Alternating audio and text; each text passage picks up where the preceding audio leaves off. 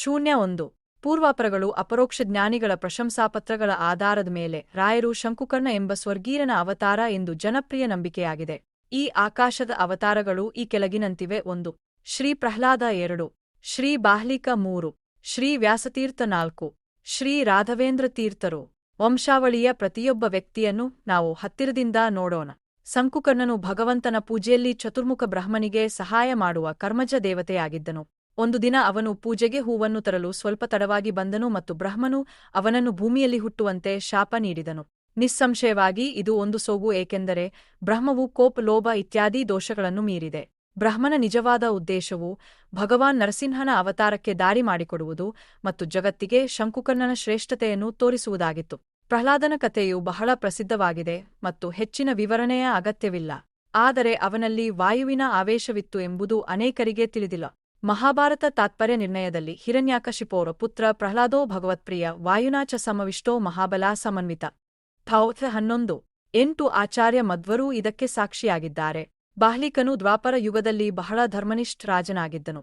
ಅವರು ಶ್ರೀಕೃಷ್ಣನ ಮಹಾನ್ ಭಕ್ತರಾಗಿದ್ದರು. ಆದರೆ ಅವರ ನಿಯಂತ್ರಣಕ್ಕೆ ಮೀರಿದ ಸಂದರ್ಭಗಳಿಂದ ಅವರು ಪಾಂಡವರ ವಿರುದ್ಧ ಹೋರಾಡಿದರು. ಅವನು ಭೀಮನ ಕೈಯಲ್ಲಿ ಸಾಯಲು ಬಯಸಿದನು ಮತ್ತು ಅವನಿಗೆ ಯುದ್ಧಕ್ಕೆ ಸವಾಲು ಹಾಕಿದನು. ಆದರೆ ಭೀಮನು ಭಗವಂತನ ಭಕ್ತನನ್ನು ನೋಯಿಸಲು ಇಷ್ಟವಿರಲಿಲ್ಲ. ಬಾಹ್ಲಿಕನು ಅವನನ್ನು ಕೊಲ್ಲಲು ಬೇಡಿಕೊಂಡನು. ಇದರಿಂದ ಅವನು ಮುಂದಿನ ಜನ್ಮಗಳನ್ನು ತೆಗೆದುಕೊಂಡು ತನ್ನ ಭೀಮ ಅಥವಾ ಆಚಾರ್ಯ ಮಧ್ವ ಭಕ್ತಿಯಿಂದ ಸೇವೆ ಮಾಡುತ್ತಾನೆ. ಭೀಮನು ಅದನ್ನು ಮಾಡಲು ಒಪ್ಪಿಕೊಂಡನು. ಬಾಹ್ಲಿಕನು ಮೊದಲ ಹೊಡೆತವನ್ನು ಹೊಡೆದನು. ಬಾಹ್ಲಿಕನು ನಿರ್ದೇಶಿಸಿದಂತೆ ಮಾಡಿದಾಗ ಭೀಮನು ತನ್ನ ಅಸಾಧಾರಣ ಗದೆಯಿಂದ ಅವನನ್ನು ನಿಧಾನವಾಗಿ ಹೊಡೆದನು.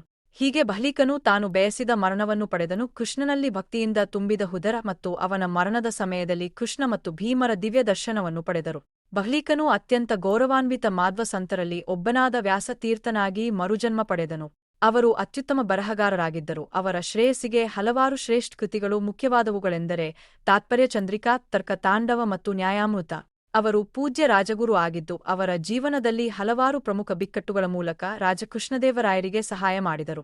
ಪುರಂದರ ದಾಸರು, ಕನಕದಾಸರು ಮುಂತಾದ ಅಮೂಲ್ಯ ರತ್ನಗಳನ್ನು ನಮಗೆ ನೀಡಿದ ಹರಿದಾಸ ಸಾಹಿತ್ಯಕ್ಕಾಗಿ ಅಮೂಲ್ಯ ಸೇವೆ ಸಲ್ಲಿಸಿದ ರತ್ನಖಚಿತ ಅವರು. ಎಲ್ಲಕ್ಕಿಂತ ಹೆಚ್ಚಾಗಿ ಅವರು ಹಂಪಿಯ ಪ್ರಸಿದ್ಧ ಯಂತ್ರೋದ್ಧಾರಕ ದೇವಾಲಯ ಸೇರಿದಂತೆ 732ಕ್ಕೂ ಹೆಚ್ಚು ಹನುಮಂತ ಪ್ರತಿಮೆಗಳನ್ನು ಸ್ಥಾಪಿಸಿದ ಹರಿ ಮತ್ತು ವಾಯು ಅವರ ಅತ್ಯಂತ ಶ್ರೇಷ್ಠ ಭಕ್ತರಾಗಿದ್ದರು. 12 ವರ್ಷಗಳಿಂದ ತಿರುಪತಿಯಲ್ಲಿ ವೆಂಕಟೇಶ್ವರ ದೇವರನ್ನು ವೈಯಕ್ತಿಕವಾಗಿ ಪೂಜಿಸಿದರು ಮತ್ತು ನೂರಾರು ಭಕ್ತಿಗೀತೆಗಳನ್ನು ರಚಿಸಿದರು.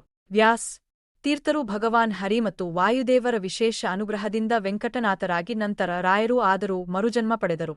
02 ರಾಯರ ಮಠದ ಸಂಕ್ಷಿಪ್ತ ಇತಿಹಾಸ. ಶ್ರೀ ಪದ್ಮನಾಭ ತೀರ್ಥರು ಆಚಾರ್ಯ ಮಧ್ವರ ಆರಂಭಿಕ ಶಿಷ್ಯರಲ್ಲಿ ಒಬ್ಬರು.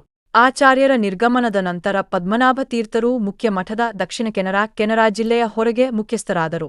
ಅವರ ನಂತರ ಶ್ರೀ ನರಹರಿ ತೀರ್ಥರು, ಶ್ರೀ ಮಾಧವ ತೀರ್ಥರು, ಶ್ರೀ ಅಕ್ಷೋದ್ಯ ತೀರ್ಥರು, ಶ್ರೀ ಜಯತೀರ್ಥರು ತಿಕ್ಕಕುತ್ಪಾದರು ಎಂದೂ ಕರೆಯುತ್ತಾರೆ ಮತ್ತು ಶ್ರೀ ವಿದ್ಯಾಧಿರಾಜ ತೀರ್ಥರು.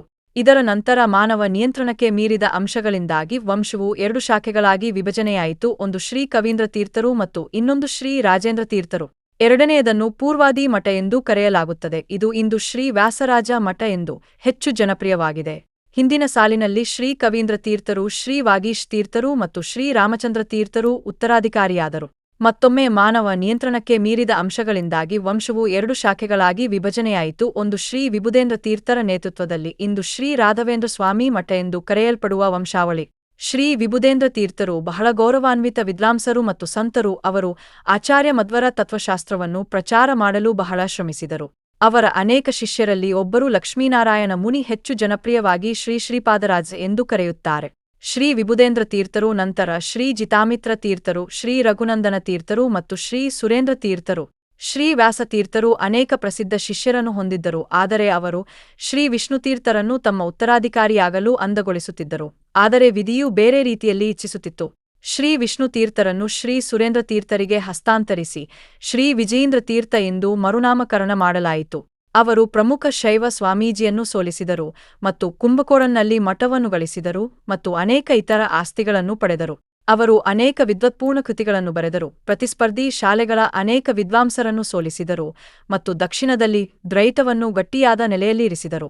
ಅವರನ್ನು ಶ್ರೀ ಸುಧೀಂದ್ರ ತೀರ್ಥರು ಹಿಂಬಾಲಿಸಿದರು. ಅವರನ್ನು ಶ್ರೀ ರಾಘವೇಂದ್ರ ತೀರ್ಥರು, ರಾಯರು ಅನುಸರಿಸಿದರು. ರಾಯರ ನಂತರ ಮಠವು ರಾಘವೇಂದ್ರ ಮಠ ಅಥವಾ ರಾಯರ ಮಠ ಎಂದು ಪ್ರಸಿದ್ಧವಾಯಿತು. 03 ಜನನ ಮತ್ತು ಬಾಲ್ಯ ಕದಂಬ ರಾಜವಂಶದ ದೊರೆ ಮಯೂರವರ್ಮ ರಾಜನ ರಕ್ಷಣೆಯಲ್ಲಿ 60 ಬ್ರಾಹ್ಮ ಕುಟುಂಬಗಳು ಇದ್ದವು. ಅವರು 14 ಗೋತ್ರಗಳಿಗೆ ಸೇರಿದವರು, ಅದರಲ್ಲಿ ಗೌತಮನು ಪ್ರಮುಖನಾಗಿದ್ದನು. ಕಾಲಾನಂತರದಲ್ಲಿ ಅವರು ವಿಜಯನಗರ ಸಾಮ್ರಾಜ್ಯಕ್ಕೆ ವಲಸೆ ಹೋದರು. ಇದರಲ್ಲಿ ಪ್ರಮುಖ ವಿದ್ವಾಂಸರು ಶ್ರೀ ಕೃಷ್ಣ ಭಟ್ಟರು. ಅವರು ರಾಜ ಕೃಷ್ಣದೇವರಾಯರಿಗೆ ವೀಣೆಯನ್ನು ಕಲಿಸಿದರು ಮತ್ತು ಅವರ ಪಾಂಡಿತ್ಯದ ಜೊತೆಗೆ ಸಂಗೀತದ ಮೇಲಿನ ಪಾಂಡಿತ್ಯಕ್ಕಾಗಿ ಆಸ್ಥಾನದಲ್ಲಿ ಗೌರವಿಸಲ್ಪಟ್ಟರು. ಅವರ ಮಗ ಶ್ರೀ ಕನಕಾಚಲ ಭಟ್ಟರು ತಮ್ಮ ತಂದೆಯ ಹಾದಿಯಲ್ಲಿ ಸಾಗಿದರು. ಇವರ ಮಗ ಶ್ರೀ ತಿಮ್ಮಣ್ಣ ಭಟ್ಟ. ಈ ಹೊತ್ತಿಗೆ ವಿಜಯನಗರ ಸಾಮ್ರಾಜ್ಯವು ರಾಜಮನೆತನದ ಆಶ್ರಯವನ್ನು ಅವಲಂಬಿಸಿದ್ದ ಅನೇಕ ವಿದ್ವಾಂಸರ ಮೇಲೆ ಪರಿಣಾಮ ಬೀರಿತು. ಅವರಲ್ಲಿ ಹೆಚ್ಚಿನವರು ತಮ್ಮ ಕುಟುಂಬಗಳೊಂದಿಗೆ ದಕ್ಷಿಣಕ್ಕೆ ತೆರಳಿದರು. ದಕ್ಷಿಣದ ರಾಜರು ಮತ್ತು ಮುಖ್ಯಸ್ಥರ ಆಶ್ರಯವನ್ನು ಕಂಡುಕೊಂಡರು. ತಿಮ್ಮನ ಭಟ್ಟರು ಕುಂಭಕೋಣ ತಲುಪಿ ಶ್ರೀ ಸುರೇಂದ್ರ ತೀರ್ಥರ ಬಳಿ ಆಶ್ರಯ ಪಡೆದರು. ಅವರನ್ನು ಬಹಳ ಗೌರವದಿಂದ ನಡೆಸಿಕೊಳ್ಳಲಾಯಿತು. ಅವರ ಪತ್ನಿ ಗೋಪಿಕಾಂಬ ಅತ್ಯಂತ ಸದ್ಗುಣಶೀಲ ಮಹಿಳೆಯಾಗಿದ್ದು ತನ್ನ ಪತಿಗೆ ಎಲ್ಲಾ ರೀತಿಯಲ್ಲೂ ಸೂಕ್ತವಾಗಿದೆ. ದಂಪತಿಗೆ ಮಕ್ಕಳಿಲ್ಲದ ಕಾರಣ ತಿರುಪತಿಗೆ ತೆರಳಿ ಶ್ರದ್ಧಾಭಕ್ತಿಯಿಂದ ದೇವರಿಗೆ ಸೇವೆ ಸಲ್ಲಿಸಿದರು. ಕಾಲಾನಂತರದಲ್ಲಿ ಅವರು ಒಂದು ಹುಡುಗ ಮತ್ತು ಹುಡುಗಿಯನ್ನು ಹೊಂದಿದ್ದರು. ಅವರಿಗೆ ಗುರುರಾಜ ಮತ್ತು ವೆಂಕಮ್ಮ ಎಂದು ಹೆಸರಿಟ್ಟರು. ಕುಟುಂಬವು ತಂಜೂರಿನ ಮುಖ್ಯಸ್ಥನ ಅಡಿಯಲ್ಲಿ ಕಾವೇರಿ ಪಟ್ಟಣದಲ್ಲಿ ನೆಲೆಸಿತು. ಕೆಲವು ವರ್ಷಗಳ ನಂತರ ಅವರು ಮತ್ತೆ ತಿರುಪತಿಗೆ ಹೋಗಿ ಭಗವಂತನಿಗೆ ಅತ್ಯಂತ ಭಕ್ತಿಯಿಂದ ಅತ್ಯಂತ ಕಠಿಣವಾದ ಸೇವೆಯನ್ನು ಮಾಡಿದರು. ಭಗವಂತ ಅವರ ಕನಸಿನಲ್ಲಿ ಕಾಣಿಸಿಕೊಂಡರು ಮತ್ತು ಅವರಿಗೆ ಒಬ್ಬ ಮಹಾನ್ ಆತ್ಮ ಮತ್ತು ಖ್ಯಾತಿಯ ಶಿಖರವನ್ನು ತಲುಪುವ ಮಗನನ್ನು ಭರವಸೆ ನೀಡಿದರು. ದಂಪತಿಗಳು ಭಾವಪರವಶರಾಗಿದ್ದರು. 1595ರಲ್ಲಿ ಈ ದಂಪತಿಗೆ 3ನೇ ಮಗ ಜನಿಸಿದನು. ಅವರು ಅವನಿಗೆ ವೆಂಕಟನಾಥ ಎಂದು ಹೆಸರಿಸಿದರು. ಕೆಲವು ಪುಸ್ತಕಗಳು ಅವರನ್ನು ವೆಂಕಣ್ಣ ಭಟ್ಟ ಎಂದು ಉಲ್ಲೇಖಿಸುತ್ತವೆ. 04 ಶಿಕ್ಷಣ ತಿಮ್ಮನ ಭಟ್ಟರು ತಮ್ಮ ಮಗನಿಗೆ ನಾಮಕರಣ ಹೆಸರಿಡುವುದು ಚೂಡಾಕರ್ಮ ಮಗುವಿಗೆ ಮೊದಲ್ ಟಾನ್ಸರ್ ಮತ್ತು ಅಕ್ಷರಾಭ್ಯಾಸ ವರ್ಣಮಾಲೆಗಳನ್ನು ಕಲಿಸುವುದು ಮುಂತಾದ ಸಾಮಾನ್ಯ ಆಚರಣೆಗಳನ್ನು ಸೂಕ್ತ ಸಮಯದಲ್ಲಿ ಮಾಡಿದರು. ತಿಮ್ಮನ ಭಟ್ಟರು ಓಂಕಾರ ಬರೆದು ಇದು ದೇವರ ಪ್ರತಿನಿಧಿ ಎಂದು ಹೇಳಿದಾಗ ವೆಂಕಟನಾಥನು ತನ್ನ ತಂದೆಯನ್ನು ಒನ್ನಂತಹ ಸಣ್ಣ ವಸ್ತುವು ದೇವರ ಅನಂತ ಶ್ರೇಷ್ಠತೆಯನ್ನು ಹೇಗೆ ಸೆರೆಹಿಡಿಯುತ್ತದೆ ಎಂದು ಪ್ರಶ್ನಿಸಿದನು.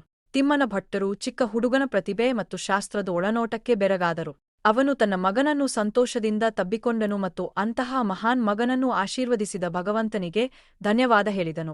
ತಂಜೂರಿನ ರಾಜಮನೆತನದ ಅವನತಿಯೊಂದಿಗೆ ತಿಮ್ಮನ ಭಟ್ಟನು ತನ್ನ ಸಂಪತ್ತು ಮತ್ತು ಆಸ್ತಿಯನ್ನು ಕಳೆದುಕೊಂಡನು ಮತ್ತು ಕಾಲಾನಂತರದಲ್ಲಿ ಬಡವನಾದನು.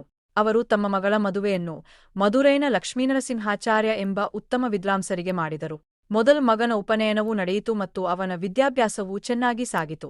ತಿಮ್ಮನ ಭಟ್ಟರು ತಮ್ಮ 2ನೇ ಮಗನ ಹಿರಿಮೆಯನ್ನು ನೋಡುವಷ್ಟು ದಿನ ಬದುಕಲಿಲ್ಲ. ವೆಂಕಟನಾಥ್ ಇನ್ನೂ ಚಿಕ್ಕ ವಯಸ್ಸಿನಲ್ಲಿದ್ದಾಗ ಅವರು ತೀರಿಕೊಂಡರು. ವೆಂಕಟನಾಥನು ತನ್ನ ಸಹೋದರ ಗುರುರಾಜನ ಆಶ್ರಯದಲ್ಲಿ ಬಂದನು.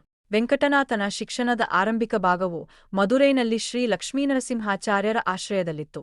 ಅವನು ಕೂಡ ವೆಂಕಟನಾಥನ ಅಸಾಧಾರಣ ಬುದ್ಧಿವಂತಿಕೆ ಮತ್ತು ಗ್ರಹಿಸುವ ಸಾಮರ್ಥ್ಯಕ್ಕೆ ಆಶ್ಚರ್ಯಚಕಿತನಾದನು.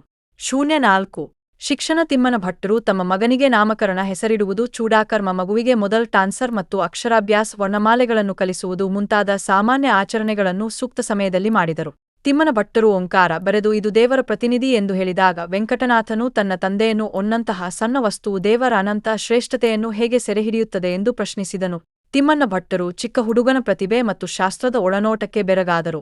ಅವನು ತನ್ನ ಮಗನನ್ನು ಸಂತೋಷದಿಂದ ತಬ್ಬಿಕೊಂಡನು ಮತ್ತು ಅಂತಹ ಮಹಾನ್ ಮಗನನ್ನು ಆಶೀರ್ವದಿಸಿದ ಭಗವಂತನಿಗೆ ಧನ್ಯವಾದ ಹೇಳಿದನು.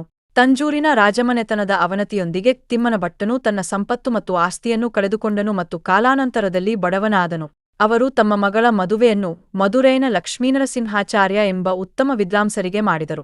ಮೊದಲ ಮಗನ ಉಪನಯನವೂ ನಡೆಯಿತು ಮತ್ತು ಅವನ ವಿದ್ಯಾಭ್ಯಾಸವೂ ಚೆನ್ನಾಗಿ ಸಾಗಿತು. ತಿಮ್ಮನ ಭಟ್ಟರು ತಮ್ಮ 2ನೇ ಮಗನ ಹಿರಿಮೆಯನ್ನು ನೋಡುವಷ್ಟು ದಿನ ಬದುಕಲಿಲ್ಲ. ವೆಂಕಟನಾಥ ಇನ್ನೂ ಚಿಕ್ಕ ವಯಸ್ಸಿನಲ್ಲಿದ್ದಾಗ ಅವರು ತೀರಿಕೊಂಡರು. ವೆಂಕಟನಾಥನು ತನ್ನ ಸಹೋದರ ಗುರುರಾಜನ ಆಶ್ರಯದಲ್ಲಿ ಬಂದನು. ವೆಂಕಟನಾಥನ ಶಿಕ್ಷಣದ ಆರಂಭಿಕ ಭಾಗವು ಮದುರೈನಲ್ಲಿ ಶ್ರೀ ಲಕ್ಷ್ಮೀನರಸಿಂಹಾಚಾರ್ಯರ ಆಶ್ರಯದಲ್ಲಿತ್ತು. ಅವನು ಕೂಡ ವೆಂಕಟನಾಥನ ಅಸಾಧಾರಣ ಬುದ್ಧಿವಂತಿಕೆ ಮತ್ತು ಗ್ರಹಿಸುವ ಸಾಮರ್ಥ್ಯಕ್ಕೆ ಆಶ್ಚರ್ಯಚಕಿತನಾದನು. 04 ಶಿಕ್ಷಣ ತಿಮ್ಮನ ಭಟ್ಟರು ತಮ್ಮ ಮಗನಿಗೆ ನಾಮಕರಣ ಹೆಸರಿಡುವುದು ಚೂಡಾಕರ್ಮ ಮಗುವಿಗೆ ಮೊದಲ್ ಟಾನ್ಸರ್ ಮತ್ತು ಅಕ್ಷರಾಭ್ಯಾಸ ವರ್ಣಮಾಲೆಗಳನ್ನು ಕಲಿಸುವುದು ಮುಂತಾದ ಸಾಮಾನ್ಯ ಆಚರಣೆಗಳನ್ನು ಸೂಕ್ತ ಸಮಯದಲ್ಲಿ ಮಾಡಿದರು. ತಿಮ್ಮನ ಭಟ್ಟರು ಓಂಕಾರ ಬರೆದು ಇದು ದೇವರ ಪ್ರತಿನಿಧಿ ಎಂದು ಹೇಳಿದಾಗ ವೆಂಕಟನಾಥನು ತನ್ನ ತಂದೆಯನ್ನು ಒನ್ನಂತಹ ಸಣ್ಣ ವಸ್ತುವು ದೇವರ ಅನಂತ ಶ್ರೇಷ್ಠತೆಯನ್ನು ಹೇಗೆ ಸೆರೆಹಿಡಿಯುತ್ತದೆ ಎಂದು ಪ್ರಶ್ನಿಸಿದನು. ತಿಮ್ಮಣ್ಣ ಭಟ್ಟರು ಚಿಕ್ಕ ಹುಡುಗನ ಪ್ರತಿಭೆ ಮತ್ತು ಶಾಸ್ತ್ರದ ಒಳನೋಟಕ್ಕೆ ಬೆರಗಾದರು. ಅವನು ತನ್ನ ಮಗನನ್ನು ಸಂತೋಷದಿಂದ ತಬ್ಬಿಕೊಂಡನು ಮತ್ತು ಅಂತಹ ಮಹಾನ್ ಮಗನನ್ನು ಆಶೀರ್ವದಿಸಿದ ಭಗವಂತನಿಗೆ ಧನ್ಯವಾದ ಹೇಳಿದನು. ತಂಜೂರಿನ ರಾಜಮನೆತನದ ಅವನತಿಯೊಂದಿಗೆ ತಿಮ್ಮನ ಭಟ್ಟನು ತನ್ನ ಸಂಪತ್ತು ಮತ್ತು ಆಸ್ತಿಯನ್ನು ಕಳೆದುಕೊಂಡನು ಮತ್ತು ಕಾಲಾನಂತರದಲ್ಲಿ ಬಡವನಾದನು. ಅವರು ತಮ್ಮ ಮಗಳ ಮದುವೆಯನ್ನು ಮದುರೈನ ಲಕ್ಷ್ಮೀನರಸಿಂಹಾಚಾರ್ಯ ಎಂಬ ಉತ್ತಮ ವಿದ್ವಾಂಸರಿಗೆ ಮಾಡಿದರು. ಮೊದಲ ಮಗನ ಉಪನಯನವೂ ನಡೆಯಿತು ಮತ್ತು ಅವನ ವಿದ್ಯಾಭ್ಯಾಸವೂ ಚೆನ್ನಾಗಿ ಸಾಗಿತು. ತಿಮ್ಮನ ಭಟ್ಟರು ತಮ್ಮ ಎರಡನೇ ಮಗನ ಹಿರಿಮೆಯನ್ನು ನೋಡುವಷ್ಟು ದಿನ ಬದುಕಲಿಲ್ಲ. ವೆಂಕಟನಾಥ ಇನ್ನೂ ಚಿಕ್ಕವಯಸ್ಸಿನಲ್ಲಿದ್ದಾಗ ಅವರು ತೀರಿಕೊಂಡರು. ವೆಂಕಟನಾಥನು ತನ್ನ ಸಹೋದರ ಗುರುರಾಜನ ಆಶ್ರಯದಲ್ಲಿ ಬಂದನು. ವೆಂಕಟನಾಥನ ಶಿಕ್ಷಣದ ಆರಂಭಿಕ ಭಾಗವು ಮದುರೈನಲ್ಲಿ ಶ್ರೀ ಲಕ್ಷ್ಮೀನರಸಿಂಹಾಚಾರ್ಯರ ಆಶ್ರಯದಲ್ಲಿತ್ತು. ಅವನು ಕೂಡ ವೆಂಕಟನಾಥನ ಅಸಾಧಾರಣ ಬುದ್ಧಿವಂತಿಕೆ ಮತ್ತು ಗ್ರಹಿಸುವ ಸಾಮರ್ಥ್ಯಕ್ಕೆ ಆಶ್ಚರ್ಯಚಕಿತನಾದನು. 05 ವಿವಾಹಿತ ಜೀವನ ಮತ್ತು ಬಡತನ. ಮದುರೈನಿಂದ ಹಿಂದಿರುಗಿದ ನಂತರ ವೆಂಕಟನಾಥನ ಮದುವೆಯನ್ನು ಸರಸ್ವತಿಯೊಂದಿಗೆ ಏರ್ಪಡಿಸಲಾಯಿತು. ಉತ್ತಮ ಕುಟುಂಬದ ಅತ್ಯಂತ ಸದ್ಗುಣಶೀಲ ಮಹಿಳೆ ಸರಸ್ವತಿಯು ವೆಂಕಟನಾಥನಿಗೆ ಆದರ್ಶ ಪತ್ನಿ ಎಂದು ಸಾಬೀತುಪಡಿಸಿದರು ಮತ್ತು ದಂಪತಿಗೆ ಒಬ್ಬ ಮಗನಿದ್ದನು. ಅವರಿಗೆ ಅವರು ಲಕ್ಷ್ಮಣರಾಯನ ಎಂದು ಹೆಸರಿಸಿದರು. ವೆಂಕಟನಾಥರು ಒಬ್ಬ ನುರಿತ ಸಂಗೀತಗಾರ ಮತ್ತು ಶ್ರೇಷ್ಠ ವಿದ್ವಾಂಸರಾಗಿದ್ದರು. ಆದರೆ ಅವರು ತಮ್ಮ ಸೇವೆಗಳಿಗೆ ಯಾವುದೇ ಹಣವನ್ನು ಎಂದಿಗೂ ಬೇಡಿಕೆ ಇಡಲಿಲ್ಲ ಮತ್ತು ಅವರಿಗೆ ನೀಡಿದ್ದನ್ನು ಸ್ವೀಕರಿಸಲಿಲ್ಲ. ಇದು ಬಹಳ ವಿರಳವಾಗಿ ಸಂಭವಿಸಿದ ಕಾರಣ ಅವರು ತಮ್ಮ ಕುಟುಂಬವನ್ನು ಬೆಂಬಲಿಸಲು ಕಡಿಮೆ ಅಥವಾ ಯಾವುದೇ ಮಾರ್ಗವನ್ನು ಹೊಂದಿರಲಿಲ್ಲ ಮತ್ತು ಸಂಪೂರ್ಣ ಕಡು ಬಡತನದ ಜೀವನವನ್ನು ಸಹಿಸಬೇಕಾಯಿತು. ಅವರು ಎದುರಿಸಿದ ಕಷ್ಟಗಳ ವಿವರಣೆ ಯಾರ ಹೃದಯವನ್ನು ಕರಗಿಸುತ್ತದೆ. ಇತರ ಕುಟುಂಬಗಳು ತಿಂಗಳಿಗೆ 2 ಬಾರಿ ಏಕಾದಶಿಯನ್ನು ಆಚರಿಸಿದರೆ ವೆಂಕಟನಾಥನ ಕುಟುಂಬವು 1 ವಾರದಲ್ಲಿ ಹಲವಾರು ಬಾರಿ ಅದನ್ನು ಮಾಡಿದೆ. ಅವರ ಬಡತನ ಎಷ್ಟು ಸ್ಪಷ್ಟವಾಗಿತ್ತೆಂದರೆ ದೀಪಾವಳಿಯಂತಹ ಹಬ್ಬದ ದಿನದಂದು ಎಣ್ಣೆ ಸ್ನಾನ ಮಾಡಲು 1 ಹನಿ ಎಣ್ಣೆಯನ್ನು ಖರೀದಿಸಲು ಸಾಧ್ಯವಾಗಲಿಲ್ಲ. ಅವರ ಕುಟುಂಬವು ವರ್ಷಗಟ್ಟಲೆ ಹೊಸ ಬಟ್ಟೆಗಳನ್ನು ನೋಡಲಿಲ್ಲ. ಇದೆಲ್ಲದರ ಹೊರತಾಗಿಯೂ ಅವನು ಎಂದಿಗೂ ತನ್ನ ಸಮಚಿತ್ತವನ್ನು ಕಳೆದುಕೊಳ್ಳಲಿಲ್ಲ ಅಥವಾ ಭಗವಂತನ ಮೇಲಿನ ನಂಬಿಕೆಯಲ್ಲಿ ಅಲೆದಾಡಲಿಲ್ಲ. ಅವನು ತನ್ನ ಸ್ವಯಂ ಅಧ್ಯಯನ ಮತ್ತು ಉಚಿತ ಬೋಧನೆಗಳನ್ನು ಮುಂದುವರೆಸಿದನು. ತನಗೆ ಕೇಳದೆ ಮತ್ತು ಕೇಳದೆ ಬಂದದ್ದನ್ನು ಬದುಕಲು ನಿರ್ಧರಿಸಿದನು. ಗಾಯವನ್ನು ಸೇರಿಸಲು ಕಳ್ಳರು ಒಂದು ದಿನ ವೆಂಕಟನಾಥನ ಮನೆಗೆ ದಾಳಿ ಮಾಡಿದರು ಮತ್ತು ಪಾತ್ರೆಗಳು ಬಟ್ಟೆಗಳ ವಿಷಯದಲ್ಲಿ ಅವನಲ್ಲಿದ್ದ ಅಲ್ಪಸ್ವಲ್ಪವನ್ನು ದೋಚಿದರು. ಇದರ ನಂತರ ಅವರು ಶ್ರೀ ಸುಧೀಂದ್ರ ತೀರ್ಥರಲ್ಲಿ ಆಶ್ರಯ ಪಡೆಯಲು ನಿರ್ಧರಿಸಿದರು. ತಮ್ಮ ಕುಟುಂಬವನ್ನು ಪೋಷಣೆ ಮಾಡುವುದು ವಲಸೆಯ ನೆಪವಾಗಿದ್ದರೂ ಸಹ ಅವರ ಮುಖ್ಯ ಉದ್ದೇಶವು ಶ್ರೀ ಸುಧೀಂದ್ರ ತೀರ್ಥರ ಬಳಿ ಶಿಕ್ಷಣವನ್ನು ಮುಂದುವರೆಸುವುದಾಗಿತ್ತು. ಜಯತೀರ್ಥ, ವ್ಯಾಸತೀರ್ಥ, ವಾದಿರಾಜ ಮತ್ತು ಇತರರು, ನಾನು ಮತ್ತೊಮ್ಮೆ ಹಸಿವಿನಿಂದ ಕಾಡಲ್ಪಟ್ಟಿದ್ದೇನೆ. ನಿಮ್ಮ ಪ್ರಿಯ ಶ್ರೀ ಮದಾಚಾರ್ಯನಿಂದ ನಿರ್ಮಿತ ತತ್ವವಾದದ ಬೆಳಕು ಇತರ ತತ್ವಶಾಸ್ತ್ರಗಳ ಕತ್ತಲೆಯಿಂದ ನಾಶವಾಗಲಿದೆ. ಇದನ್ನು ತಡೆಯಲು ನಿಮ್ಮಂತಹ ಶ್ರೇಷ್ಠ ಆತ್ಮಗಳು ತಮ್ಮ ಭೌತಿಕ ಬಂಧನವನ್ನು ತ್ಯಜಿಸಿ ಹರಿ ಮತ್ತು ವಾಯುಗಳ ಕಾರ್ಯಕ್ಕೆ ತಮ್ಮನ್ನು ಅರ್ಪಿಸಬೇಕು. ಇದು ನಿಮ್ಮ ಕರ್ತವ್ಯ ಮತ್ತು ನಿಮ್ಮ ವಿಧಿಯಾಗಿದೆ. ನೀವು ಮಹಾನ್ ಆತ್ಮ. ಲಕ್ಷಾಂತರ ಅಗತ್ಯವಿರುವ ಜನರಿಗೆ ಶಾಂತಿ ಮತ್ತು ನೆರವು ನೀಡಲು ವಿಧಿಯು ನಿಮಗೆ ನೀಡಿದೆ. ಸುಧೀಂದ್ರ ತೀರ್ಥನ ವಿನಂತಿಯನ್ನು ಒಪ್ಪಿ ಸನ್ಯಾಸವನ್ನು ಸ್ವೀಕರಿಸಿ. ನೀವು ಶ್ರೀ ಹರಿ ಅವರ ಪ್ರಿಯ ಭಕ್ತ ಮತ್ತು ಇದು ಅವರು ನಿಮ್ಮಿಂದ ನಿರೀಕ್ಷಿಸುತ್ತಿರುವುದು. ವೆಂಕಟನಾಥ್ ತೀವ್ರವಾಗಿ ಎದ್ದುಕೊಂಡನು. ಏನಾಗುತ್ತಿದೆ ಎಂಬುದರಲ್ಲಿ ಅವನು ಆಶ್ಚರ್ಯಗೊಂಡನು. ದೇವರ ಮೇಲೆ ಧ್ಯಾನಿಸಲು ಕಣ್ಣುಗಳನ್ನು ಮುಚ್ಚಿದಾಗ ತಕ್ಷಣವೇ ಲಾರ್ಡ್ ನೃಸಿಂಹ, ರಾಮ, ಕೃಷ್ಣ ಮತ್ತು ವೇದವ್ಯಾಸರ ರೂಪಗಳನ್ನು ಕಂಡನು. ಕಣ್ಣುಗಳನ್ನು ತೆರೆಯುವಾಗ ಅವನು ಜಗತ್ತನ್ನು ವಿಭಿನ್ನವಾಗಿ ನೋಡಿದನು. ಅವನ ಸಂಕಟಗಳು ಪರಿಹಾರಗೊಂಡವು ಮತ್ತು ತನ್ನ ಕರ್ತವ್ಯಗಳು ಎಲ್ಲೆಡೆ ಇರುವುದರಲ್ಲಿ ಖಚಿತವಾಗಿದ್ದನು. ಮರುದಿನ ಬೆಳಿಗ್ಗೆ ಅವನು ಸುಧೀಂದ್ರ ತೀರ್ಥನ ಬಳಿ ಓಡಿದನು ಮತ್ತು ಹಿಂದಿನ ರಾತ್ರಿ ನಡೆದ ಘಟನೆಗಳನ್ನು ಅವನಿಗೆ ತಿಳಿಸಿದನು. ಸುಧೀಂದ್ರ ತೀರ್ಥ ಈ ಘಟನೆಗಳ ತಿರುವಿಗೆ ಮತ್ತು ತನ್ನ ಉತ್ತರಾಧಿಕಾರಿಯಾಗಿ ಇಂತಹ ಮಹಾನ್ ವ್ಯಕ್ತಿಯನ್ನು ಪಡೆಯುತ್ತಿರುವುದಕ್ಕೆ ಸಂತೋಷಪಟ್ಟನು. ತಕ್ಷಣವೇ ವೆಂಕಟನಾಥನಿಗೆ ತನ್ನ ಮಗನ ಉಪನಯನವನ್ನು ಶೀಘ್ರದಲ್ಲೇ ನಡೆಸಲು ಆದೇಶಿಸಿದನು. ಇದು ಶೀಘ್ರದಲ್ಲೇ ನಡೆಯಿತು. ವೆಂಕಟನಾಥನಿಗೆ ಒಂದು ಪ್ರಮುಖ ಅಡ್ಡಿಯನ್ನೇ ನಿವಾರಿಸಿತು. ಸುಧೀಂದ್ರ ತೀರ್ಥನಿಗೆ ಸರಸ್ವತಿ ವೆಂಕಟನಾಥನಿಗೆ ಸನ್ಯಾಸವನ್ನು ಸ್ವೀಕರಿಸುವಲ್ಲಿ ಅಡ್ಡಿಯಾಗಬಹುದು ಎಂಬ ಆತಂಕವಿತ್ತು. ಆದ್ದರಿಂದ ತಾನು ತಂಜಾವೂರಿನಲ್ಲಿ ರಾಜ ರಘುನಾಥನ ಕೋರ್ಟ್ನಲ್ಲಿ ಸಮಾರಂಭವನ್ನು ನಡೆಸಲು ನಿರ್ಧರಿಸಿದನು. ರಘುನಾಥ ಸುಧೀಂದ್ರ ತೀರ್ಥ ಮತ್ತು ವೆಂಕಟನಾಥನನ್ನು ತನ್ನ ಕೋರ್ಟ್ನಲ್ಲಿ ಅತ್ಯಂತ ಭಕ್ತಿಯಿಂದ ಮತ್ತು ಗೌರವದಿಂದ ಸ್ವಾಗತಿಸಿದನು. ಧರ್ಮತಿ ಸಂವತ್ಸರ ಫಾಲ್ಗುಣ ಶುಕ್ಲ ದ್ವಿತೀಯ ಹಿಂದೂ ವರ್ಷ ಧರ್ಮತಿನಲ್ಲಿ ಫಾಲ್ಗುಣ ಮಾಸದ ಬೆಳಕು ಭಾಗದ 2ನೇ ದಿನ ರಂದು 16:21 ಸಮಾನವಾಗಿದೆ. ಸುಧೀಂದ್ರ ತೀರ್ಥ ವೆಂಕಟನಾಥನನ್ನು ಸನ್ಯಾಸಕ್ಕೆ ಪ್ರಾರಂಭಿಸಿದನು ಮತ್ತು ಅವನಿಗೆ ಶ್ರೀ ರಾಘವೇಂದ್ರ ತೀರ್ಥ ಎಂಬ ಆಶ್ರಮ ನಾಮವನ್ನು ನೀಡಿದನು. ಈ ಹೆಸರು ಅವನಿಗೆ ಮೂಲ ರಾಮದೇವರು ಕನಸುದಲ್ಲಿ ಸೂಚಿಸಿದ್ದರು. ಸಂಗ್ರಹಿತ ಶ್ರೋತರು, ಕೋರ್ಟ್ ಸದಸ್ಯರು, ಮುಖ್ಯಸ್ಥರು, ಪಂಡಿತರು ಮತ್ತು ರಾಜನು ಈ ದಿವ್ಯ ಸಮಾರಂಭವನ್ನು ನೋಡಿ ಉಲ್ಲಾಸಗೊಂಡರು. ಅವರು ಈ ಮಹಾನ್ ಸಂತನ ಉದ್ಧರಣವನ್ನು ವೈಯಕ್ತಿಕವಾಗಿ ಸಾಕ್ಷಿಯಾಗಿರುವುದಕ್ಕೆ ನಿಜವಾಗಿಯೂ ಆಶೀರ್ವಾದಿತರಾಗಿದ್ದರು. ಮಠದಲ್ಲಿ ಸ್ನಾನ ಮಾಡಿ ದೇವರಿಗೆ ಸಂಜಾ ರಾತ್ರಿ ಪೂಜೆಯನ್ನು ಅತ್ಯಂತ ಭವ್ಯವಾಗಿ ನೆರವೇರಿಸುತ್ತಿದ್ದನು. ಇಲ್ಲಿ ಆತನು ವಿಭಿನ್ನ ಶ್ರುತಿಗಳಿಂದ ಸ್ತೋತ್ರಗಳನ್ನು ಉಚ್ಚರಿಸುತ್ತಿದ್ದನು ಅಥವಾ ಭಕ್ತಿಗೀತೆಗಳನ್ನು ಹಾಡುತ್ತಿದ್ದನು. ಕೆಲವೊಮ್ಮೆ ಆತನು ದೇವರ ಮೇಲೆ ಚಿಂತನ ಮಾಡುವಾಗ ತೀವ್ರ ಅವಸ್ಥೆಗೆ ಹೋಗುತ್ತಿದ್ದನು. ಕೊನೆಗೆ ಆತನು ಸಮಾರಂಭದಲ್ಲಿ ಭಾಗವಹಿಸಿದ ಭಕ್ತರಿಗೆ ಫಲಮಂತ್ರಾಕ್ಷತೆ ಅರ್ಪಿಸುತ್ತಿದ್ದನು ಮತ್ತು ಅವರನ್ನು ಆಶೀರ್ವಾದಿಸುತ್ತಿದ್ದನು. ಆತನು ರಾತ್ರಿ ತಡವಾಗಿ ತನ್ನ ಹೊಸ ದಾಖಲೆ ಮೇಲೆ ಕೆಲಸ ಮಾಡುತ್ತಿದ್ದನು. ಕೊನೆಗೆ ಎದ್ದುಕೊಂಡು ಇರಲು ಸಾಧ್ಯವಾಗದಾಗ ಆತನು ನಿರಾಸೆಗೊಂಡು ನಿದ್ರೆಗೆ ಹೋಗುತ್ತಿದ್ದನು. ಒಟ್ಟಾರೆ ಆತನು ತನ್ನ ಉಪದೇಶವನ್ನು ಅನುಸರಿಸುತ್ತಿದ್ದನು. ಆಚಾರ್ಯ ಮಧ್ವನಿಂದ ಹೇಳಲ್ಪಟ್ಟ ಶಾಸ್ತ್ರದ ತತ್ವಗಳಿಗೆ ಸಂಪೂರ್ಣವಾಗಿ ಅನುಗುಣವಾಗಿ. ಮಂತ್ರಕ್ಷತೆ ಇದು ಪರಂಪರೆಯಂತೆ ಶ್ರೀ ಶ್ರೀನಿವಾಸ ಆಚಾರ್ಯ ಮನೆಗೆ ಬಂದಾಗ ಮತ್ತು ಮಂತ್ರಕ್ಷತೆಯನ್ನು ಪರಿಶೀಲಿಸಿದಾಗ ಅದು ಕಪ್ಪಾಗಿತ್ತು. ಆತನು ತಕ್ಷಣವೇ ರಯ್ಯಾರನ ಇಚ್ಛೆಗಳ ವಿರುದ್ಧ ಹೋಗಿ ದೊಡ್ಡ ಪಾಪವನ್ನು ಮಾಡಿದನು ಎಂಬುದನ್ನು ಅರಿತನು. ದೇವರ ಭಕ್ತರ ಭಾವನೆಗಳನ್ನು ಹಾನಿ ಮಾಡುವ ಧರ್ಮ ಚೆನ್ನಾಗಿರುವ ಕಾರ್ಯಗಳು ಅತಿದೊಡ್ಡ ಅಧರ್ಮ ಹೀನ ಪಾಪ ಆಗುತ್ತದೆ ಎಂಬ ನಿಯಮವನ್ನು ಆತನು ನೆನೆಸಿದನು. ಆತನು ತಕ್ಷಣವೇ ರಯ್ಯಾರನ ಬಳಿ ಓಡಿದನು ಮತ್ತು ಕ್ಷಮೆ ಕೇಳಿದನು. ದಯಾಳು ರಯ್ಯಾರನು ಅವನನ್ನು ಕ್ಷಮಿಸಿದನು ಮತ್ತು ಊಟಕ್ಕೆ ಆಹ್ವಾನಿಸಿದನು. ಈ ಬಾರಿ ಪಂಡಿತನು ಯಾವುದೇ ವಿರೋಧವಿಲ್ಲದೆ ಆಹಾರವನ್ನು ತೆಗೆದುಕೊಂಡನು. ರಯ್ಯಾರನು ಚತುರ್ಮಾಸ್ಯವನ್ನು ಪೂರ್ಣಗೊಳಿಸಿದನು ಮತ್ತು ತನ್ನ ಮಾರ್ಗವನ್ನು ಮುಂದುವರಿಸಿದನು. ಅಲ್ಲಿ ಕಂದತಿ ಅಡೋನಿ ನವಾಬನ ಅಡಿಯಲ್ಲಿ ಇರುವ ಒಂದು ಸಣ್ಣ ಹಳ್ಳಿಯಲ್ಲಿ ವೆಂಕಣ್ಣ ಎಂಬ ಅನಾಥ ಬ್ರಾಹ್ಮಣ ಬಾಲಕನು ಬಂದು ಅವನಿಗೆ ನಮಸ್ಕಾರ ಮಾಡಿದನು. ಪವಿತ್ರ ಅಕ್ಕಿ ರಯ್ಯಾರನು ಅವನಿಗೆ ಆಶೀರ್ವಾದವಾಗಿ ನೀಡಿದನು. ಆತನು ತನ್ನ ತಂಬಾಕಿಗೆ ಹೋಗಿ ಆ ರಾತ್ರಿ ತನ್ನ ಊಟಕ್ಕೆ ಅಕ್ಕಿಯನ್ನು ಬಳಸಲು ಆದೇಶಿಸಿದನು ಮತ್ತು ತಕ್ಷಣವೇ ಮದ್ರಾಸ್ ರಾಜ್ಯಪಾಲನಿಗೆ ಭೂಮಿಗಳನ್ನು ತೆಗೆದುಕೊಳ್ಳಬಾರದು ಎಂಬ ಶಿಫಾರಸು ಕಳುಹಿಸಿದನು. ನಂತರ ಒಂದು ಅತ್ಯಂತ ಆಶ್ಚರ್ಯಕರ ಘಟನೆ ನಡೆಯಿತು.